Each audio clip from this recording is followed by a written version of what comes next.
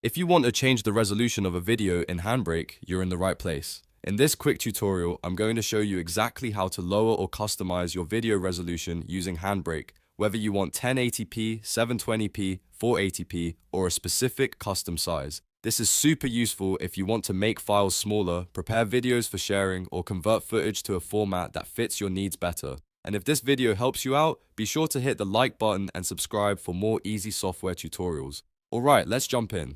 First, open HandBrake and load your video into the program. You can do this by dragging and dropping your file into the HandBrake window or by clicking to open a source file. Once your video is loaded, HandBrake will analyze it and bring up all the encoding options on the side.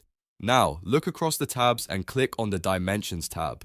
This is where HandBrake controls the size and aspect settings for your output video. On this screen, you'll see options for cropping, scaling, and resolution settings. Next, find the resolution limit drop-down menu. This option lets you quickly cap your output video at a common resolution level. If you want an easier setup, this is usually the fastest method. Click the drop-down and select your desired maximum resolution. For example, you can choose 1080p if you want to keep full HD quality, 720p if you want a smaller file size, or 480p if you want a much lighter video for faster uploading or sharing. HandBrake will automatically adjust the output based on the limit you choose. If you want a specific custom size instead of one of the preset resolution limits, you can do that too. First, set Anamorphic to none. This gives you full manual control over the output size and prevents HandBrake from locking the aspect ratio in a way that limits your adjustments. Then, uncheck optimal size. This step is important because it allows you to manually type in your own dimensions instead of letting HandBrake calculate them automatically.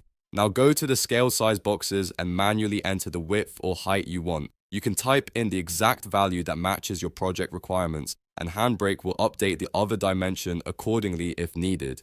This is the best option when you need a precise custom output size. Once everything looks right, take one last look at your settings to make sure the resolution matches your goal. Then go ahead and click Start Encode. HandBrake will begin processing the video with your selected resolution settings. And once it finishes, you'll have your resized video ready to use. And that's it. Now you know how to change resolution in HandBrake using both the preset resolution limit options and custom scaled sizes. If this walkthrough saved you time, make sure to like the video, subscribe to the channel, and leave a comment if you want more HandBrake tips and tutorials.